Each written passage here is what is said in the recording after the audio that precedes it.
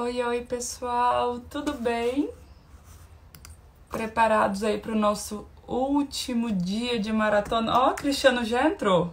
Eu vou chamar ele aqui, eu ia fazer a apresentação e tudo mais, falar um pouquinho do nosso projeto. Como ele tá aqui, vou ter o prazer de fazer a apresentação com ele já participando. Minha sócia em todos os sentidos, né, mami? Oi, Cristiano, tudo bem? Boa noite para todos vocês. Vocês estão me escutando bem? Tá travando um pouco, agora voltou. Não sei se é o meu aqui.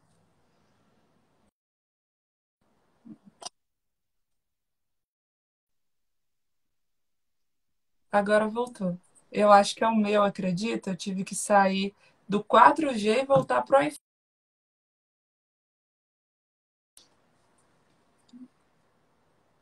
Ixi, gente. Pessoal, vocês estão entrando? Vão me avisando duas coisas. De onde vocês estão e se eu tô ok para vocês. Se o meu sinal tá ok. Do Cristiano parece que tava um pouquinho ruim. Mas eu queria que vocês falassem se tá ok. Aí, pronto. Vou aceitar. Cristiano, gente, ele nem imagina que foi meu professor. Oi, Voltei. agora voltou. A- Agora voltou, tô ouvindo perfeitamente, tudo ótimo. Que bom, eu migrei do Wi-Fi para o 4G. Às vezes o Wi-Fi não fica legal, né? Você sabe que eu tive que fazer o inverso, eu tive que sair do 4G para o Wi-Fi, porque hoje meu 4G que não tá funcionando. É. Mas tá tudo bem, tô te ouvindo perfeitamente. Que bom, que bom, que É. bom. Prazer estar contigo. Obrigado pelo Ixi, convite. Eu nossa, finalizando essa semana aí, uma super responsabilidade. Só teve feras aí durante essa semana toda aí falando contigo. E eu na fiquei com essa verdade, responsabilidade final, né? pois é, te deixei aí a cereja do bolo, né? Mas na verdade eu que queria muito te agradecer. Primeiro, de verdade, obrigada. Obrigada porque na hora que eu te chamei, você topou o convite. Então, aquilo para mim foi muito importante, muito gratificante. Eu fiz questão de fazer uma semana e nessa semana eu selecionei pessoas que, embora eu não conhecesse pessoalmente, são pessoas que tiveram um significado e uma participação muito grande na minha vida. Então, como uma forma de agradecer. E eu fiz seus cursos online, então você me motivou muito, muito Que mesmo, bom, em que bom. momentos que é verdade, não só no aprendizado, na época de direito processual civil, não só nisso, mas quando você falava coisas de motivação, e aquilo a gente sabe que para quem está começando é muito importante. Então, eu selecionei realmente as pessoas que passaram pela minha trajetória e dediquei uma semana a como iniciar na advocacia, justamente na semana que eu completo 10 anos aí de formada, de advogada, para que eu possa ajudar um pouco também. Então, quando eu te chamei, era justamente isso e aumentar cada vez mais esse ciclo. Então, muito obrigada por estar aqui. Feliz demais com o seu aceite. Obrigado, obrigado, né? 10 anos de advocacia, olha, para comemorar mesmo, né? Já é um tempinho. É uma jovem advogada, né? Eu também sou um jovem advogado, eu tenho o dobro, mas me considero um jovem advogado. A gente está sempre aprendendo, né?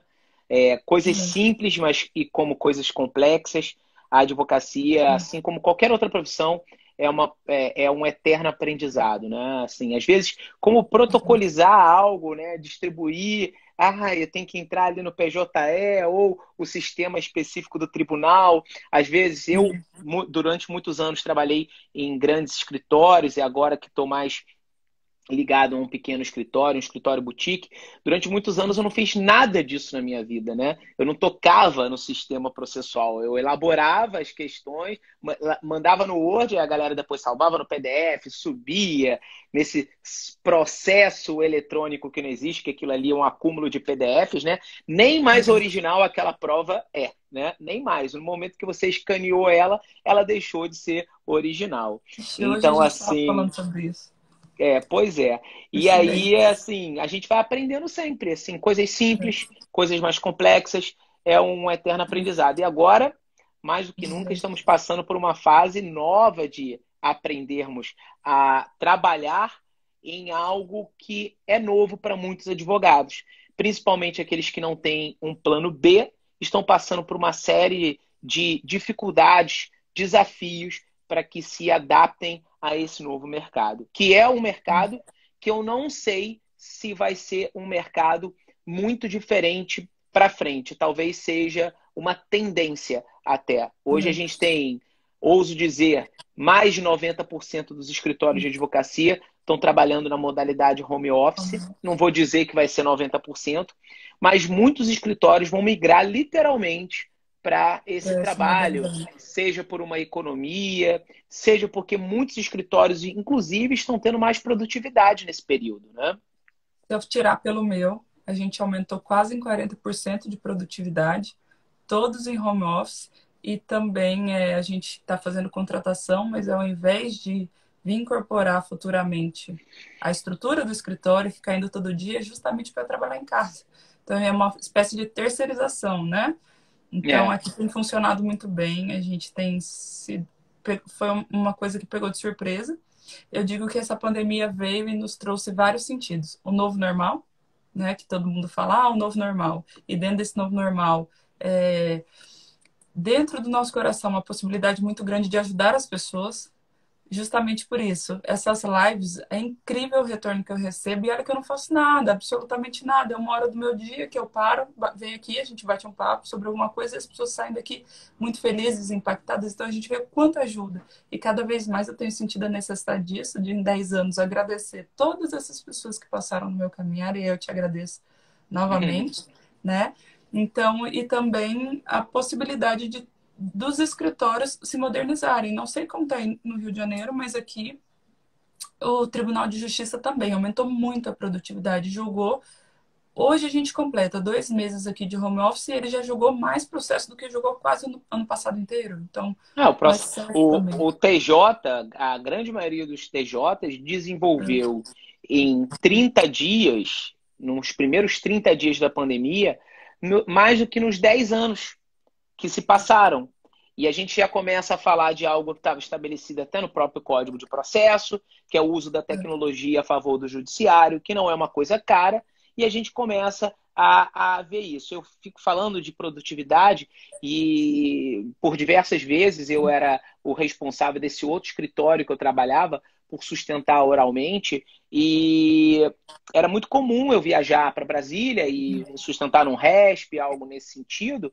E eu me perdi ali 2, 3 dias, às vezes, da minha semana. Então, era complicado. Hoje, com essa possibilidade de você sustentar do seu escritório, da sua casa, da onde você estiver... Inclusive do celular.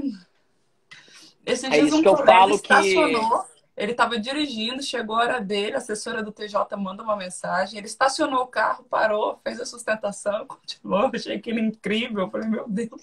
E para muitas pessoas está sendo até legal, sabia? Porque existem muitos advogados que são muito técnicos, porém são muito tímidos. São muito tímidos. E a tecnologia faz parte da vida desses advogados já há um tempo, e eles conseguem até ter um melhor desempenho nesse período, né, de pandemia. Então, assim, o desempenho, no sentido que eu quero dizer, é de estar aqui conversando como nós estamos conversando. Porque muitos, né, eu fico brincando, assim, fazendo uma analogia, né, que os relacionamentos se anteciparam muito com o uso da tecnologia. Na minha época, eu tenho 42 anos, tá? Na minha época, eu lembro que o mais moderno que existia era uma boate chamada no Rio de Janeiro Wells Fargo.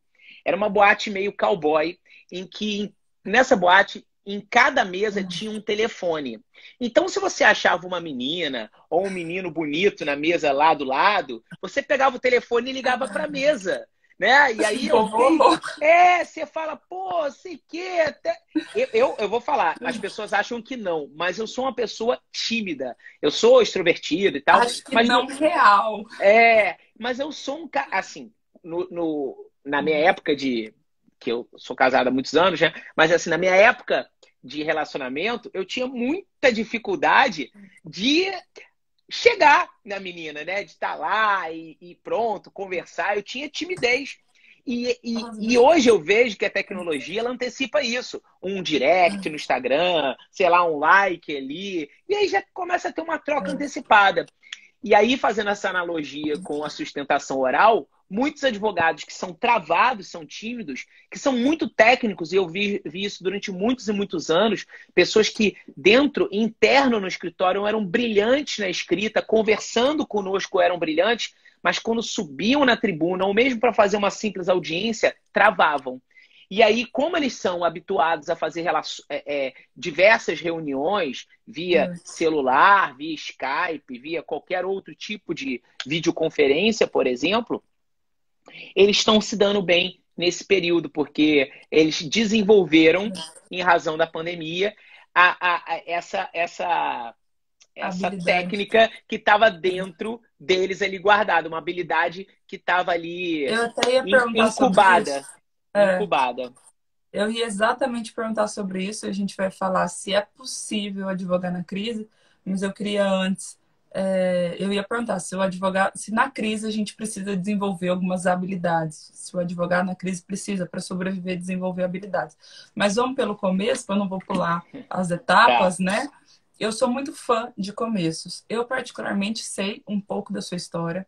Eu gosto muito de escutar mesmo. Eu acho que se identifica e as pessoas que já passaram pelo que você passou passam a te olhar com outros olhos e falar, putz, se ele chegou até lá, eu também posso. Então, como a gente está falando muito aí para jovem advocacia, e a maioria do meu perfil são jovens advogados, eu, inclusive, fiz uma votação no grupo do Telegram, se eles queriam uma semana inteira dedicada à tributação no agronegócio, ou se eles queriam como iniciar na advocacia, e foi assim, 99% como iniciar na advocacia.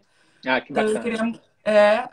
eu fiquei até surpresa. Eu falei, gente, mas como iniciar, como advogar no agronegócio? Todo mundo queria como iniciar na advocacia. Então, me dediquei muito, real, para fazer essa semana. E queria muito saber que você falasse um pouquinho aí do seu começo e como foi para você e tal. Eu sei que já te Bom, confundiam até com o Sobral Pinto, né? eu vou Com contar essa parente. história. Então, eu entrei na faculdade em 1997, né? Perdido. Não sabia o que eu queria fazer, se eu ia fazer direito. Na verdade, eu queria ser cozinheiro, né? Eu sempre gostei de cozinha. Até hoje eu A sou gente muito tem apaixonado. visto, viu? Eu sou muito apaixonado pela cozinha. A cozinha, para mim, é uma terapia. E algo que eu encaro como uma das profissões mais bonitas do mundo, porque ela entrega amor, ela entrega prazer, ela entrega satisfação. Então eu vejo muito isso. E eu queria ser cozinheiro ou trabalhar no marketing, porque eu sempre fui muito empreendedor.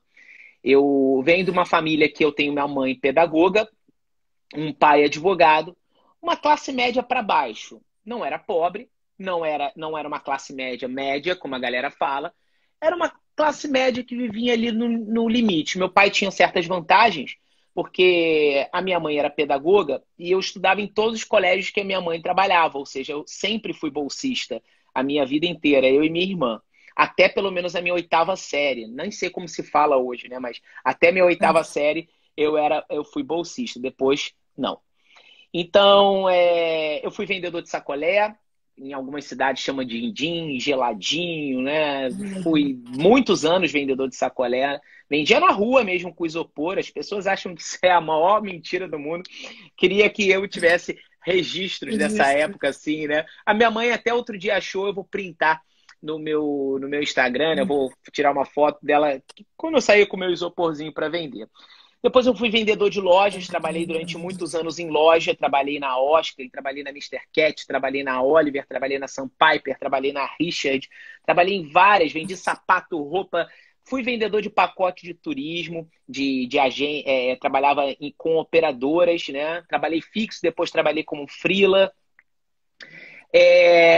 E nesse período também estava trabalhando numa rádio, porque quando eu tinha uns 13 anos, eu me apaixonei pela música, assim, de ser DJ. E aí fui um DJ até renomado até meus 18 anos, assim.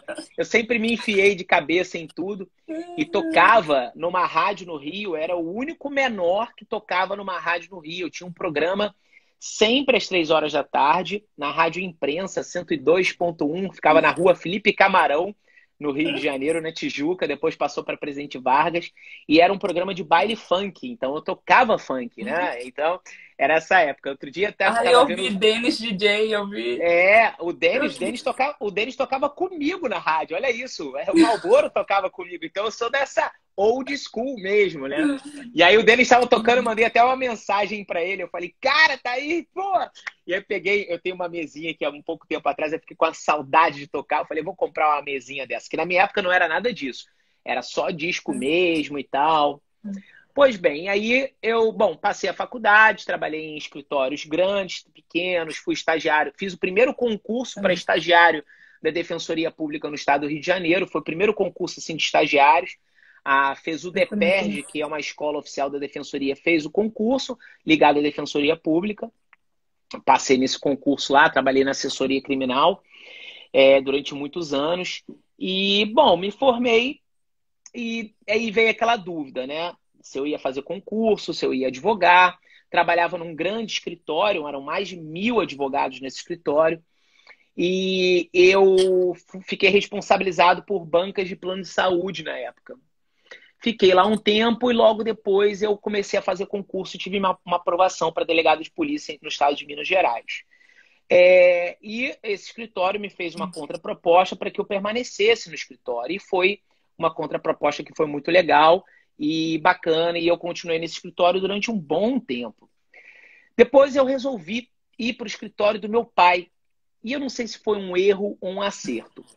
Um erro por ter ido para o escritório dele. Um erro financeiro, um tiro de 12 no meu pé, porque eu ganhava direitinho no escritório e fui trabalhar no meu pai. Eu falo até hoje, até sacanei meu pai, que eu ganhava R$ 700, né, no escritório dele. Eu já tinha uns 3 anos de formado e estava lá ganhando. Eu ganhava muito menos do que eu ganhava no outro escritório.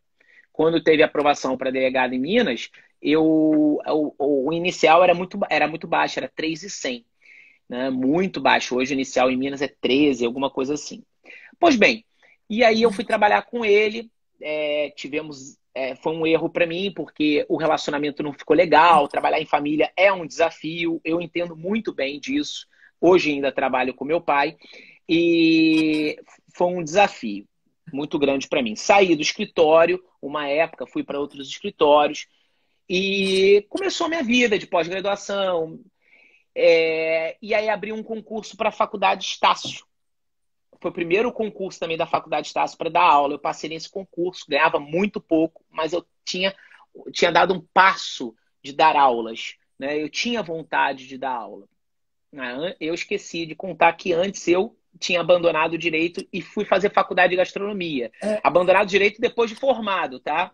Já advogado, eu falei, não quero mais nada de advocacia, e fui fazer faculdade de gastronomia. Mas eu não terminei a faculdade e voltei para o direito. Pois bem. Isso que eu queria perguntar, porque nesse meio tempo, quando você abandonou, falou, vou fazer gastronomia, que é uma coisa que também toca muito seu coração, mas por que você decidiu voltar? Você falou, não, eu quero voltar. Pois Ed foi seu aluno, ele é incrível, seu fã, muito, então... Obrigado, Ed. Hoje eu não ganho mais 700. Queria estar com essa remuneração fixa aí por mês. Ia ser lindo, né? Bom, aí e aí você ia ver o foi Cristiano do nada. dando live lá do outro lado do mundo, né, Cristiano? Foi do nada, foi assim. Eu estava na biblioteca da Estácio, eu fazia gastronomia na Estácio, na Praça 11, aqui no Rio. E eu estava na biblioteca estudando. Ia ter uma aula lá de química na cozinha e tal, e eu estava estudando, e eu falei, cara, acho que eu vou voltar, vou continuar a faculdade, mas vou voltar para o direito também, e voltei. E nisso que eu voltei, teve o concurso da Estácio, que eu embolei um pouco a história, teve o concurso da Estácio, comecei a dar aula, e aí eu comecei a dar aula em cursinho, eu fiquei muito pouco tempo em faculdade, mas muito, foi uma passagem assim express, pum. Precisavam de um professor de processo civil, na época, e constitucional num cursinho que se chamava Plá Jurídico no Rio de Janeiro, tá? Era um curso que era inicialmente de português, liderado por professores que estão até hoje, aí Alexandre Soares, Arenildo, Lincoln, grandes professores de português, e eles abriram a vaga para constitucional e para processo civil. Eu me inscrevi nas 2 vagas. Porque eu estava estudando tanto tempo que eu dava aula do que fosse ali, no caso. Eu sempre fui muito dedicado. Nunca fui inteligente, eu sempre fui muito dedicado. E aí eu fui pegar uma turma de TRT, que eu lembro, para analista. Tinham 300 pessoas na sala. Eu tinha dado aula só para 15, 16 pessoas em cada sala de faculdade. Foi um nervosismo total. Eu suava absurdo debaixo do braço. Era uma loucura. E eu fui super bem no teste. E aí eu saí, por exemplo, de uma hora aula de R$ 18, que é o que eu ganhava na Estácio, para uma hora aula de R$ 150, que se pagava na época nos cursinhos. E isso, para mim, inicialmente, foi um grande up, porque eu poderia continuar estudando, poderia continuar trabalhando. Se eu desse aula de manhã, eu ganhava R$ 450. Se eu desse aula de noite, eu ganhava mais R$ 450. E aí eu ganhava R$ 900 por dia, eu ganhava, se eu desse aula só durante a semana, 4.500 por semana, eu ganhava 18 mil por mês só dando aula. E isso foi durante muitos e longos anos da minha vida, minha realidade. Eu dava aula 3 horas de aula por dia de manhã, 3 horas de aula por dia de tarde, de noite. Aos finais de semana eu também dava aula e eu conseguia ter uma remuneração entre 18 a 25 mil reais por mês só dando aula. Ganhava hora-aula. Só que chegou um momento da minha vida, e eu advogava ainda, né? Chegou um momento da minha vida que eu estava totalmente acabado, sugado de aulas. Isso eu estou antecipando, já com anos de horas de aula nas costas, né? Chegou no ano de 2010, quando eu fui lançar o meu primeiro livro, O Direito Civil Sistematizado, a minha primeira edição, que hoje vai para a 12ª edição, já são mais de 90 mil cópias na casa das pessoas. Foi só quando eu me formei. Só desse único livro, né? Eu falei, cara, eu não vou aguentar dar tanta aula assim. Eu não vou aguentar dar 9 horas de aula por semana. Eu não vou aguentar. Uma hora meu corpo vai pedir arrego. E pediu. Eu estava em sala de aula e eu passei muito mal em sala de aula.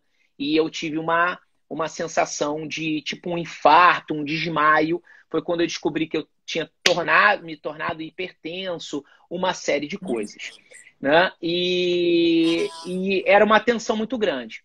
Nesse mesmo ano, eu assinei um contrato de exclusividade com o Renato Saraiva. O Renato Saraiva me fez uma proposta na época e eu assinei um contrato de exclusividade que me trazia qualidade de vida. Por quê? Eu poderia dar aula online e ganhar, além de uma hora-aula. O Renato foi inovador nisso. Isso, assim, eu tenho uma gratidão eterna pelo professor Renato nisso. Ele pagava uma participação de lucros para os professores. Então, isso foi bom porque me trouxe uma paz financeira, não é? E também me trouxe uma paz interna, inicialmente, porque eu dava um pouquinho menos aula. Mas chegou no momento que eu estava ganhando um bom dinheiro no online, mas eu estava dando tanta aula quando eu dava anteriormente e ainda tinha os trabalhos, ainda tinha meus trabalhos.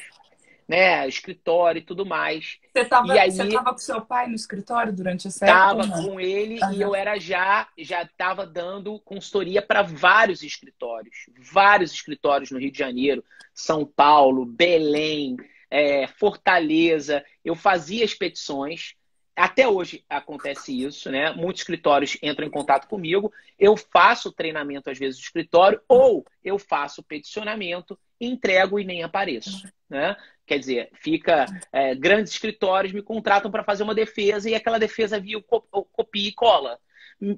Escritórios boutiques têm um bom cliente, eles ainda não têm tanta segurança naquele tema, me contratam, eu toco o processo inicialmente, depois eles seguem a vida, é a consultoria normal. Então eu tinha tudo isso.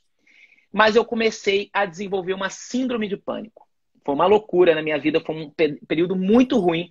Eu chegava a fazer de voos por semana, assim, 10 voos na semana. Às vezes eu fazia 40 voos no mês.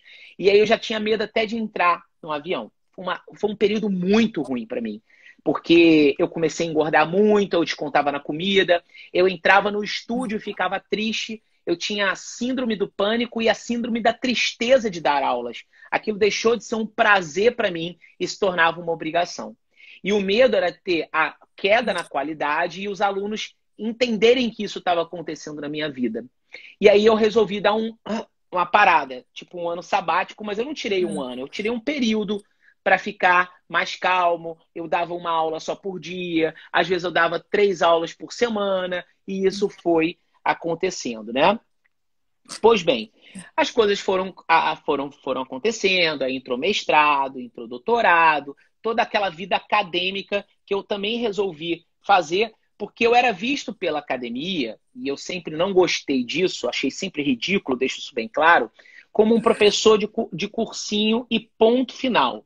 E para eu ser para eu dar um parecer e etc e tal, precisavam do meu título de doutor. Aí eu falei, olha, você quer saber desse negócio? Eu vou tirar essa porra toda e vou fazer mestrado, vou fazer doutorado. Fiz as coisas todas. Eu, na época, dava aula no curso do professor Eupidio Donizete, o Aprobatum, que era lá em BH, no bairro Barro Preto. Né? Eu dei aula quase no Brasil inteiro, sei lá, acho que faltam poucos lugares para eu dar aula. E aí, Hoje me mandaram uma foto sua em Sinop. Nossa, você vai ter live com o Cristiano, o pessoal da comissão de tributário. Ele veio aqui em Sinop e o pessoal segurando uma faixa, te agradecendo, você atrás. Eu que falei, putz, vou bacana, mandar para ele que depois. massa, que massa. E É. aí, o professor Eupidio, na época, me fez uma proposta de eu fazer um doutorado na Argentina. E foi legal, mas academicamente, para quem é brasileiro, eu quero deixar bem claro isso, tá? É muito ruim, é muito mal visto no Brasil quem tem um doutorado na Argentina, por exemplo. Em qualquer universidade, seja na Universidade Federal, eu vejo até pessoas fazendo, mas ele não é aceito no Brasil. Você tem que protocolizar, entrar com um processo, pedir para a faculdade ter o conhecimento, você tem que é uma trabalheira só. Então, eu fiz mestrado no Brasil e estou doutorando, estou tirando o segundo doutorado agora no meu currículo, né? Doutorando novamente. Então, eu tenho o título de doutor fora e estou doutorando agora aqui no país também. E aí as coisas foram acontecendo, o escritório foi crescendo, eu tive um crescimento na minha vida muito particular com o nascimento da minha filha, da Maricota, né, que me trouxe um desenvolvimento que eu não conhecia. Eu já tinha... É algo bem particular isso, mas É real um divisor de águas, né? antes de eu ter a Maricota, eu já tinha tido outros filhos de luz. Eu penso assim, a gente tinha perdido vários outras crianças na gestação. E a Maricota foi a que ficou até o final e nos surpreendeu de ser uma criança com síndrome de Down. A gente não sabia até o nascimento que ela tinha síndrome de Down, né? E isso não ia fazer nenhuma diferença na nossa vida. E a Maricota, ela foi uma grande surpresa. A gente já sabia que ela tinha um problema no coração, e aí ela foi, com os 4 meses, fazer uma cirurgia de coração. E o que isso tem a ver com a advocacia? Eu vou te explicar o porquê, né? Foi fazer a cirurgia do coração, ficou muito grave, eu quase perdi a Maria, a gente morou 1 ano na UTI. Eu, literalmente, Pai. eu dormia todo dia numa cadeirinha, sentado do lado dela, à noite, revezava com a minha esposa, ela ficava de manhã e de tarde, eu dormia de noite. A gente mudou, a gente dormiu num hotel durante 1 ano, fez até reportagem para a Rede Acor, né? Que fomos os hóspedes mais assíduos, assim, né? Na Rede Acor no mundo inteiro. Ninguém ficou hospedado no mundo inteiro 1 ano direto num hospital, num hotel. E a gente ficou, né? A gente mudou de bairro, porque ficava perto do hospital. A Maria ficou grave muitas vezes, então a gente queria estar sempre do lado dela. E esse período de UTI, eu voltei a advogar num nicho da advocacia que eu tinha abandonado. Lá no passado, eu era chefe de banca de plano de saúde. E aí eu me tornei novamente um advogado nichado no direito médico na defesa de crianças e adultos necessitados. Eu não atuo em toda a área do direito médico. Eu entrei naquele famoso power niche, o nicho super poderoso dentro do nicho. Como você é um advogado tributarista que atua no power niche, um subnicho do direito tributário, que é a questão do agronegócio. Então, pensem, eu comecei a desenvolver e a Maria precisou do meu auxílio como pai, né, jurídico. A gente primeiro teve que sair de casa de home care, né, para vir para casa. Depois a Maria teve que fazer cirurgias, a Maria fez 18 cirurgias no total. Uma cirurgia chamada laringotraqueoplastia, que eu conheci uma médica que era a top das galáxias em São Paulo, e eu consegui condenar o plano de saúde, que inclusive eu fui advogado desse plano há muitos anos atrás, condenar o plano de saúde a cumprir a obrigação de fazer em outro estado, com um hospital que não era da minha rede, com uma médica que era totalmente fora da rede, que cobrava aqueles rios de dinheiro, mas totalmente Só quem já justo pelo trabalho precisou dela. sabe como é, né? E aí eu me tornei um advogado nesse caminho aí de plano de saúde, prestando assessoria, fazendo uma série de coisas. Isso é um breve resumo do resumo da vida desse cara aqui, entendeu? Você Mais ou vê menos como assim. E o toda Sobral, a história do Sobral Pinto, né? sobre Sobral Pinto, Heráclito Sobral Pinto, foi advogado de Jânio Quadros, um dos advogados mais conhecidos no país. E todo mundo acha que eu sou neto dele, né? Mas não, eu vim do zero mesmo, galera. Fui construindo a minha autoridade com o tempo. Sobral era da avó, Pinto do avô. Até sexualmente isso faz sentido.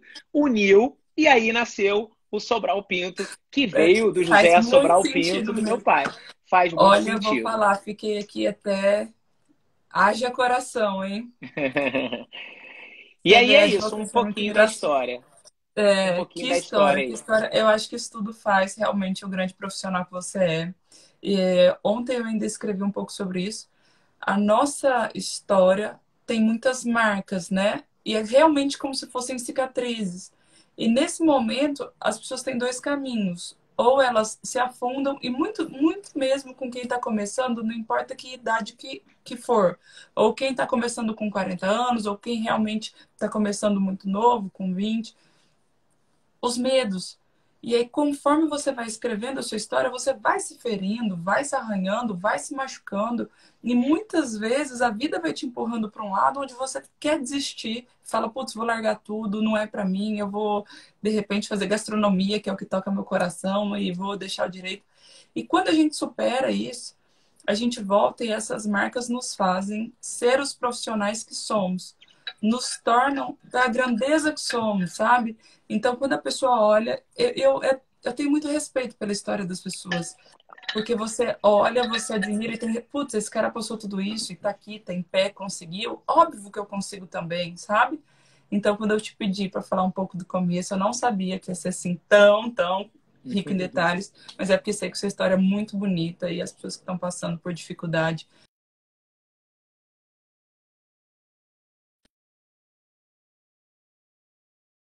Ah, entrou uma ligação aqui, ó. Ao vivo é assim, né? Ah, Mas pronto. Eu enfim. fiquei com medo de ter travado aí você, mas que bom Não, que foi uma voltou. ligação. Espero que não retorne só. É cliente do interior, mas depois. Devia ter Enfim, um esquema das lives de não atenderem, né? Dar um ocupado, alguma é. coisa assim, para que acontece, né? E pior que daí você põe no modo avião, aí fica no Wi-Fi, a pessoa liga pelo WhatsApp, né? Então não tem jeito. Vai atravar de todo jeito. Mas enfim, eu sempre pergunto do começo por isso. Eu acho incrível isso para todo mundo que está começando. E as pessoas me chamam muito falando que querem desistir. Então, todo mundo passa por momentos difíceis. O Claro, importante é não desistir. cada um, cada um tem uma dor diferente. O mal do ser humano é sempre achar que a dor dele é sempre maior que a do outro, né? O ser humano tem esse egoísmo. Eu também várias vezes fui egoísta. E às vezes também sou, mas eu tenho que me corrigir o tempo todo. Isso é um fato. Não tem como a gente ser 100% certo o tempo todo, sabe? As pessoas vivem muito a vida das outras do Instagram. Só que o Instagram é um storytelling de uma história linda das pessoas, né? Então, assim, não é A a gente não posta realidade. nada de ruim ali, né? Ali é postar coisas que, assim, a pessoa tá ali. Às vezes eu até posto umas loucuras minhas aí, uns surtos que eu tô tendo nessa pandemia, porque eu acho que pessoas se conectam a pessoas, né? Então, assim, eu acho que essa conexão, às vezes, é importante. Você vê que as pessoas curtem muito mais quando a gente posta alguma coisa na nossa vida privada do que alguma coisa técnica do direito que a gente venha postar nas nossas redes sociais, né? Isso é verdade. A minha filha faz muito sucesso. Inclusive, por aqui eu evito um pouco, mas quando ela aparece, ela é a super curtida. Filhos. Olha, que faz É, sucesso na internet. Você quer bombar na internet? Filhos, nudes e tem também o No... quê? Nudes, filhos e...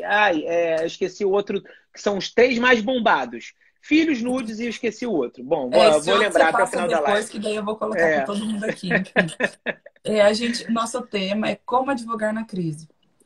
As pessoas que estão começando, já estão começando na crise, então elas ficam, putz, que hora eu fui começar? Então vou esperar essa maré passar e vou começar daqui a pouquinho, vou ficar aqui mais um pouco, que está confortável, vou esperar para começar depois. Ou quem já tinha iniciado e não estava top, não estava bem, está no caminho do crescimento, que a gente sabe que a vida é uma escada, e o direito né, uma escada constante, a gente não para nunca. Falou, fui pega de surpresa, tô no meio da pandemia, crise, não tem mercado para mim, não tem nicho. O que eu vou fazer? E volta e meia me questionam sobre isso. E é difícil a gente explicar um pouco sobre as adversidades e que é possível. Então eu acho que ouvindo isso, talvez de uma pessoa diferente, com uma experiência muito maior que a minha, essas pessoas se identifiquem ainda muito mais com a sua história também. Então, queria muito ouvir para você se é possível advogar na crise. Olha, desde que eu me formei, a advocacia está em crise. Eu nunca vi outro cenário diferente, não. É claro que a gente está no meio de uma pandemia, né? Eu sempre falei que os corredores do fórum são verdadeiros cemitérios disfarçados, em que eu observo vários advogados reclamando da vida o tempo todo. Sempre foi assim.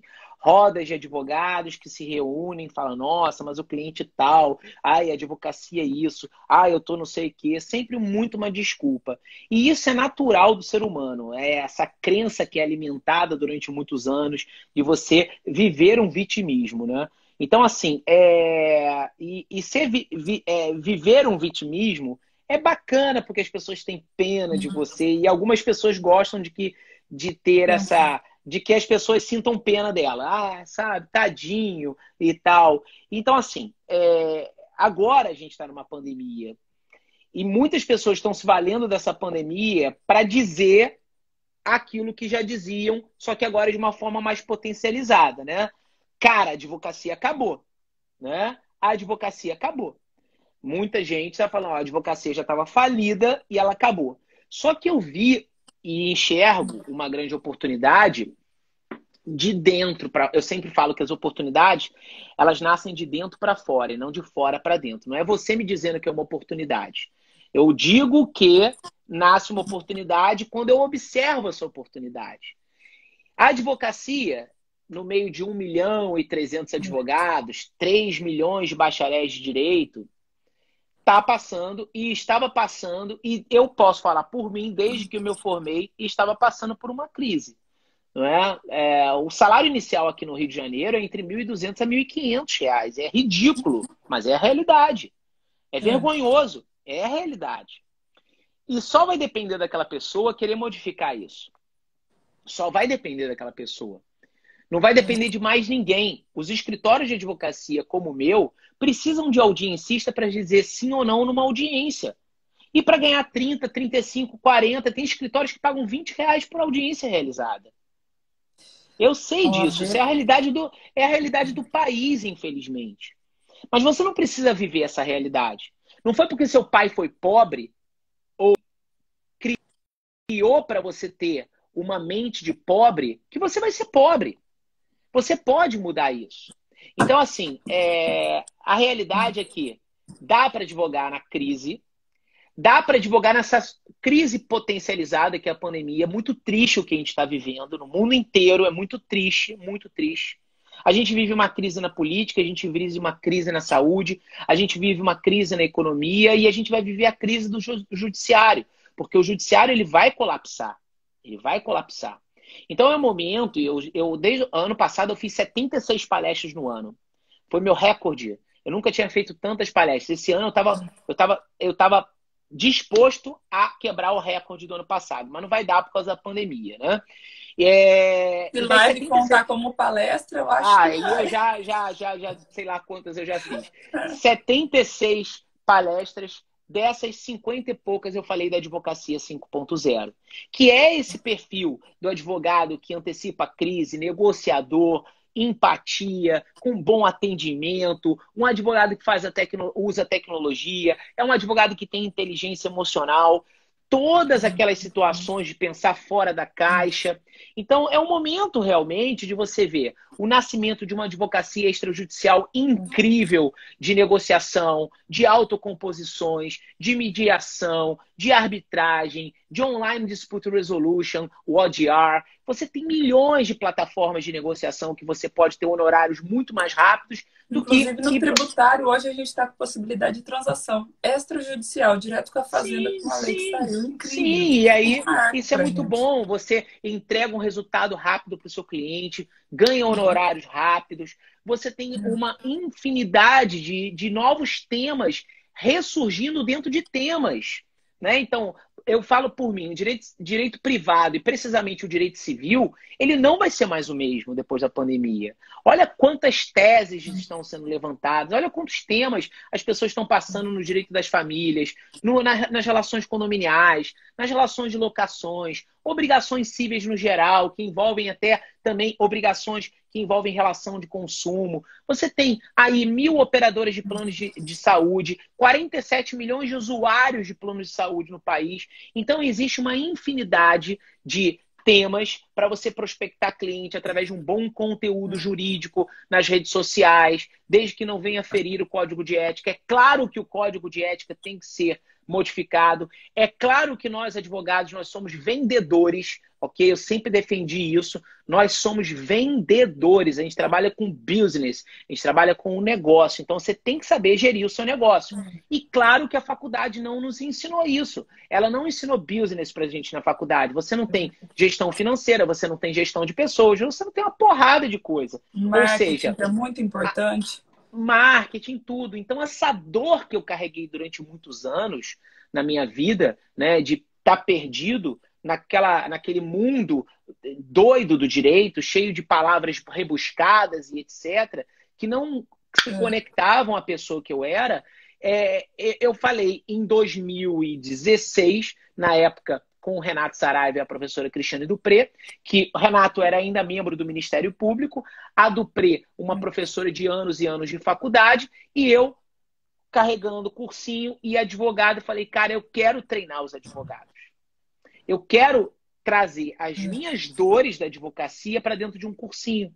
Foi quando eu lancei o Advocacia Sem Fronteiras dentro do seufuturo.com e o Renato Saraiva foi sócio, já não é mais sócio da empresa, mas nasceu disso, de uma dor, de falar, cara, eu tenho que mostrar para essa galera que é possível advogar, seja na crise ou não na crise. E agora na crise eu posso afirmar que existem muitas oportunidades e quem vai agarrar essas oportunidades é a galera que está pensando fora da caixa.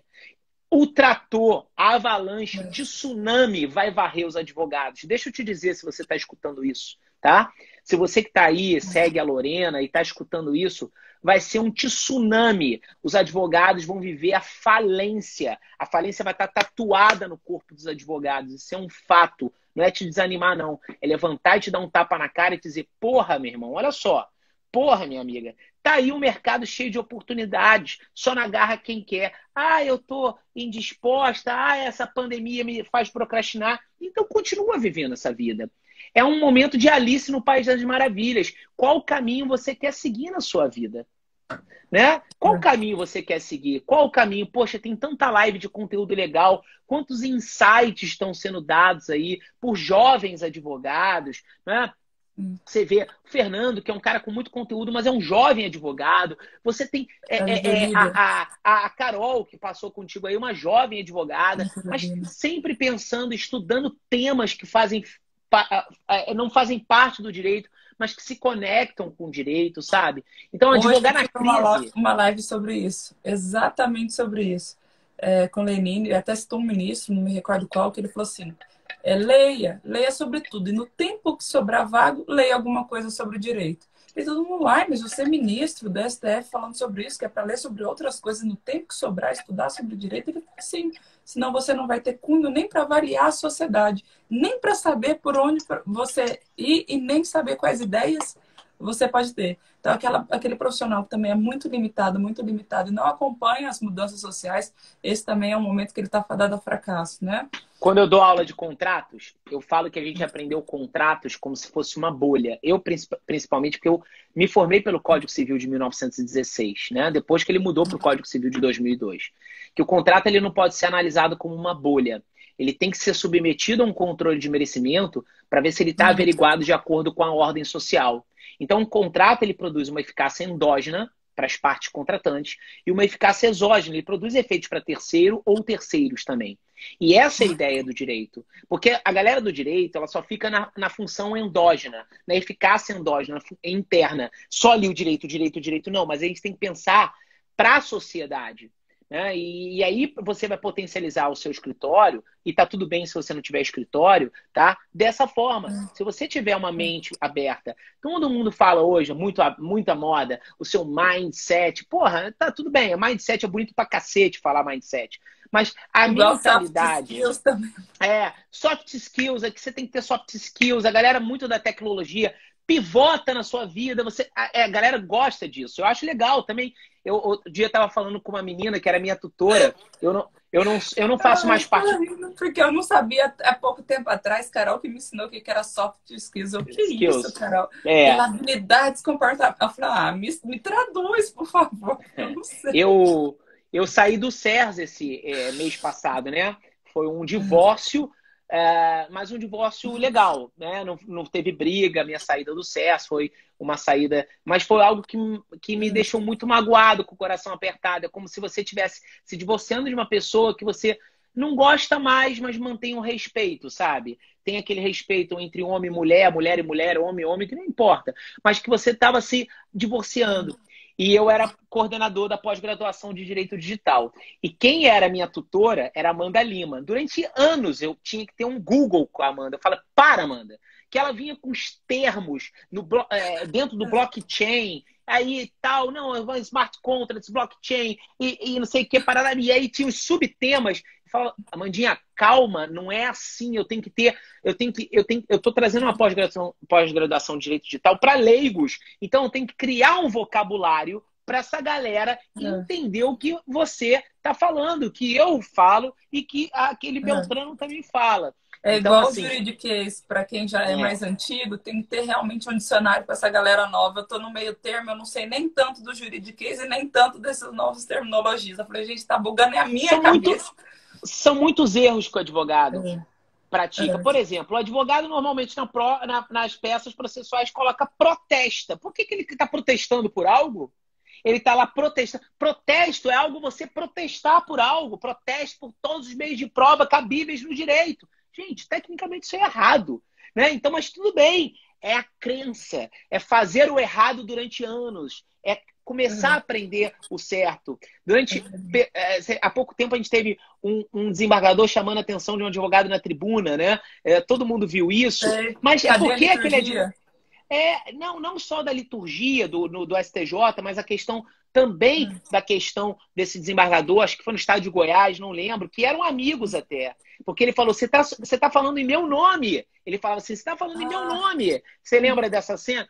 E aí, porque aquele advogado, um experiente advogado, ele sustentava há anos da forma que ele aprendeu a sustentar, que era errada. Então, assim, a gente vem carregando muita coisa. Em síntese, advogar na crise é algo dentro que eu falo de trazendo para a galera do marketing, da economia, pensando fora da caixa, trazendo uma frase que é muito normal dizer: advogar na crise é um grande oceano azul de possibilidades. Então, assim, você tem um oceano azul de possibilidades agora na crise. Eu falo dentro do direito privado, mas tem oportunidade no direito do trabalho, no direito tributário, de uma advocacia extrajudicial gigantesca para advogar na crise. É preciso que você venha agora, nesse momento, se preparando, já começar a se preparar nesse momento, ó, a galera falando que foi o ministro do ST, já se preparar nesse momento para não estudar a história. Estuda agora, pratica agora, para não virar passado. Porque muita gente fala assim, vai ver a pandemia numa pós-graduação daqui a um ano e pouco. Por que você não estuda agora com pessoas que estão ali batalhando contigo. Eu até peço Uhum. Vênia para fazer um pitch de venda aqui, né, de um Ah, minutinho, de vontade. dizer que nesse período eu criei o curso Advogando em Tempos de Crise. E é verdade, é o tema da Veio noite. logo no pitch, ele deu uma travada.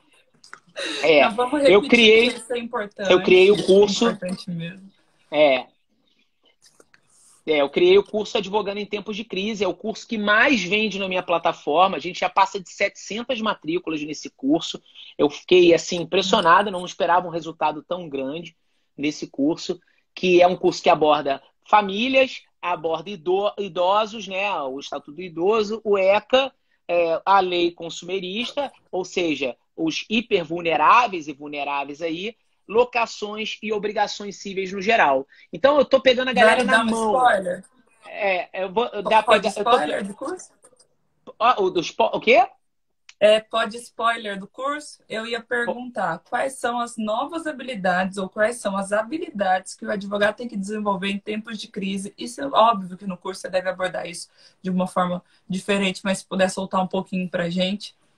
No curso a gente ataca mais a técnica, tá? A técnica mesmo, modelo de petição, modelo de notificação, trabalhando os casos que mais estão sendo levados para os tribunais e também na possibilidade de uma advocacia extrajudicial. Agora eu vou fazer um spoiler, né? A gente lançou semana passada o Congresso da Advocacia 5.0. E a minha palestra já foi sobre esse novo perfil do advogado que eu vou trazer para dentro do curso. Eu não sei se a galera que está aqui viu, eu fiz uma comparação. A gente vai estar chegando no final da live, de repente a gente vai ter que abrir outra. Uma comparação da Universal Studios com a advocacia. A Universal Studios, na semana passada, faturou 100 milhões de dólares em um único dia. Como? Lançou o filme Trollers 2, que é um filme infantil super lindo, né? Na modalidade streaming. Ou seja, pum, botou os cinemas, as salas de cinemas lá no chão, quedou um ipom na sala de cinemas. E o que isso tem a ver com a advocacia? Tudo. Porque a gente está vivendo uma nova fase, uma nova realidade. O que a Universal Studios mostrou para as salas de cinemas olha, eu consigo viver sem vocês. Eu consigo viver sem vocês. Vocês são parceiros. Eu não estou querendo falar de uma relação contratual, porque as salas de cinema fizeram um puta investimento para ter o melhor áudio, o melhor som, o melhor vídeo. Mas a gente está vivendo uma nova realidade. E as pessoas têm que se adequar a essa nova realidade. É um processo de ser antifrágil, de ser resiliente, de tudo isso dentro da advocacia. Então, o perfil de você antecipar a crise, de ser negociador, de ter empatia, começar a olhar e vestir a pele do seu cliente para realmente você encarar as dores dele como se fosse ele, né? E trazer aí, com certeza, uma advocacia diferenciada no mercado. Então, assim, o curso Advogando em Tempos de Crise, lá do seufuturo.com, é um curso Entendi. técnico, mas que a Vocês gente fizeram um vai... mapeamento de todos os pontos onde. A gente não está trabalhando temas de marketing, precificação, não. Isso eu tenho outros cursos dentro da plataforma, que tem esse soft skills, essa diferença de criatividade. E um O site é advogado... seufuturo.com, né? Estão perguntando. E um advogado de hoje, na pandemia, eu vou utilizar aqui o desembargador Luiz Guilherme, da 34ª Câmara de Direito Privado de São Paulo, que ele fala assim: vivemos num cenário desafiador. Não teremos decisões mágicas. E nesse momento, mais do que nunca, o advogado e as partes precisam ser muito criativas. Eu achei linda essa decisão dele, sabe? Esse desembargador me representa, é um grande processualista. Ele não trouxe juridiquês, ele não trouxe teses, ele não trouxe artigos, ele deu um voto num agravo de instrumento de perguntas e respostas, dizendo que a gente vai viver realmente, se não tivermos o bom senso, um círculo vicioso. O devedor deixa de pagar o credor, aquele credor deixa de pagar o credor dele, aquele credor do outro deixa de pagar o outro, e a gente vai viver num círculo vicioso. Então, advogar em tempos de crise é ser negociador, ser estrategista e ser muito técnico. Mais do que nunca ser técnico. É claro que os temas que eu estou ministrando na prática, ensinando as pessoas a advogarem, tá? Lá no curso Advogando em Crise, o que eu faço? Eu dou insights para que eles gerem conteúdo e prospectem seus clientes através das redes sociais, por exemplo. Então, se é um tema de locação, se é um tema de mensalidades escolares, se é um tema a uma financiadora ou frente a uma instituição financeira, eu gero conteúdo para ele ter insight aí. Agora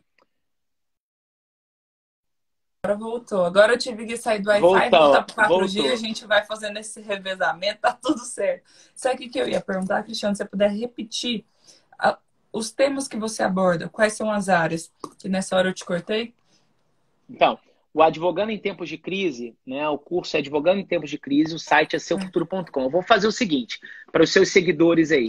Quem tiver interesse, manda um direct para mim e fala assim, Cris, eu quero fazer o curso e eu vou dar um cupom de desconto de 10% para os seus seguidores, tá? Manda um cupom na live. Eu fixo aqui. Quem tiver mas o aqui... cupom mas é um link grande que eu tenho que gerar. Não é então só pronto. o cupom. É um link de desconto que eu vou dar, tá? Bom, o cupom pode gerar esse cupom. Sobral Crise. Sobral Caixa Alta Crise. Tá? Sobral então, Crise. Pronto, Tudo gente, em caixa alta. Aí, Sobral Crise. Pronto. Você vai usar só no curso Advogando em Tempos de Crise, vai dar 10%. Mas eu posso mandar o link para vocês já de pagamento, tá? Estão perguntando o desembargador. Essa decisão está dentro do lado do grupo lá de advogados e é uma decisão do Luiz Guilherme, né, da 34ª Câmara, envolvendo uma casa de show. Não é? Foi um caso envolvendo uma casa de show.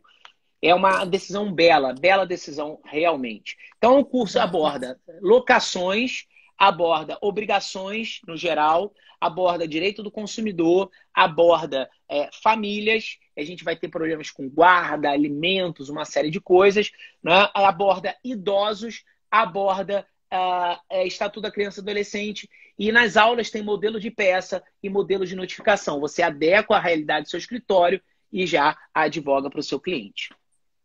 Quer mais que isso, hein, pessoal? Que aulão. Além dele falar que mastigadinho. Além de falar que é possível advogar na crise, te ensinar novas habilidades, ainda te dá tudo mastigado com várias áreas que você pode aí navegar e nadar de braçada. Realmente é mais que um oceano azul, né? Que você trouxe hoje. Então a gente vê que tem muita possibilidade. Eu também acho que a gente está indo um pouco aí. Quem desenvolve essas habilidades vai realmente na contramão da crise. Eu tenho falado com muitos colegas, inclusive jovens, com perfil bem arrojado, e eles estão falando, eu estou me reinventando, está funcionando muito, eu estou realmente pegando várias pessoas que o plano não está cobrindo tal coisa, estou entrando contra o plano e está dando certo, e está indo. Então, eu gosto muito daquela frase que diz assim, que mar calmo não faz bom marinheiro, sabe? Então, a gente está vivendo uma tempestade e é o momento de você realmente se reinventar. Galera que está interessada no curso, manda um direct para mim que eu mando o link já direto para vocês, se vocês tiverem interesse. Tá? Bastante gente do curso aqui. Que bom, que bom. Sabe o que eu ia pedir? A gente vai entrar nos minutos finais. Eu queria sua mensagem primeiro, né? Por último, na verdade. Queria te agradecer novamente por ter aceito o convite. Dizer que para mim é realmente muito especial mesmo a sua participação aqui. Acho que você não tem noção o tanto que você performou aí a minha vida profissional. E muito, muito, muito mesmo, dos cursos que eu assistia, eu ficava sempre com as mensagens motivacionais que você dava. Então, você sempre teve um dom, além de ensinar o direito material, a prática ali, ensinar sempre a questões de superação. Não sabia toda a sua história, fiquei mais fã ainda mesmo. Tem toda a minha admiração. A gente entrou aí nos últimos 1 minuto e 30 segundos. Eu queria muito sua consideração final para quem está te assistindo. Eu falo o seguinte, a advocacia é uma profissão tão desafiadora quanto as outras. Continuem firmes. Realmente, se você acha que essa dificuldade pode abalar você, a advocacia não é a sua profissão. Vou falar aqui a frase de Sobral Pinto, que a advocacia não é uma profissão de covardes. Ele não é meu avô quem falou isso, tá? A advocacia não é uma profissão de covardes. E vou utilizar aqui o Cortella, dizendo que o impossível ele não é um fato, é só uma opinião. Se você acha que é impossível advogar na crise, abrace isso forte e com certeza você vai viver o tsunami. Se você acha que existe um oceano de possibilidades, o mundo está abertão para você aí. Eu sei que está desafiador, eu sei que tá difícil, eu sei um monte de coisa, mas se você viver essa dificuldade, você não vai sair desse lugar. Haja. Pessoal, que aulão, hein? Encerramos a semana literalmente com chave de ouro. Estamos nos últimos segundinhos, com certeza a live vai encerrar. Mas feliz demais. Feliz demais vai ser a minha última live aí dessas sessões de maratona, porque a gente sabe que se doa bastante para isso também. Então, espero que todo mundo que tenha passado aqui com a gente tenha aproveitado, tenha tirado muito nosso melhor, porque a ideia é que ninguém aí se aperte nesses